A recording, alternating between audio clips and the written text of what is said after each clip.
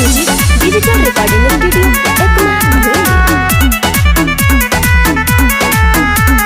कैसे ते मिटा देबे भारत के संविधान रे, कैसे ते मिटा देबे भारत के संविधान रे।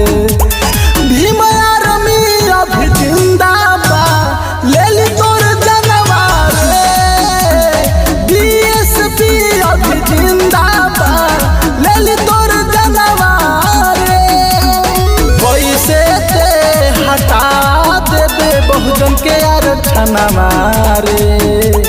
भीम आर्मी अभी जिंदाबाद ले ली तोर जनवार रे, बीएसपी अभी जिंदाबाद ले ली तोर जनवार रे।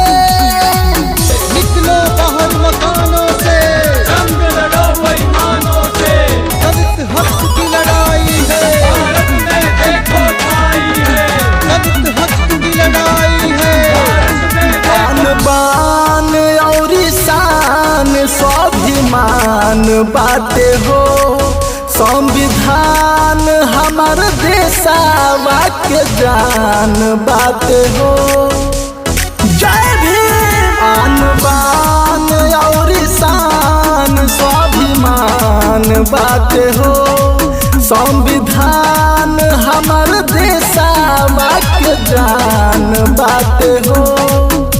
तो कैसे ते हटा देबे बहुजन के आरक्षण रे। भीम आर्मी अभी जिंदाबाद ले ली तोर जनवार रे, बीएसपी अभी जिंदाबाद ले ली तोर जनवार रे।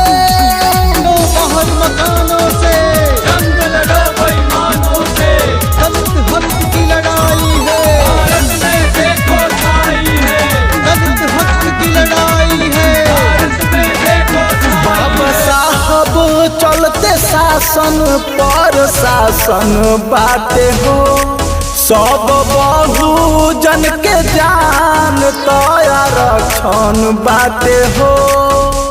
जय भीम। बाबा साहब चलते शासन पर शासन बाटे हो, सब बहुजन के जान तो आरक्षण बाटे हो।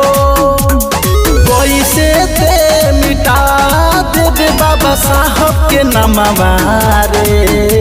तभी आर्मी अभी जिंदाबाद ले ली तोर जनवार रे, बीएसपी अभी जिंदाबाद ले ली तोर जनवार रे। संघर्ष म्यूजिक डिजिटल रिकॉर्डिंग स्टूडियो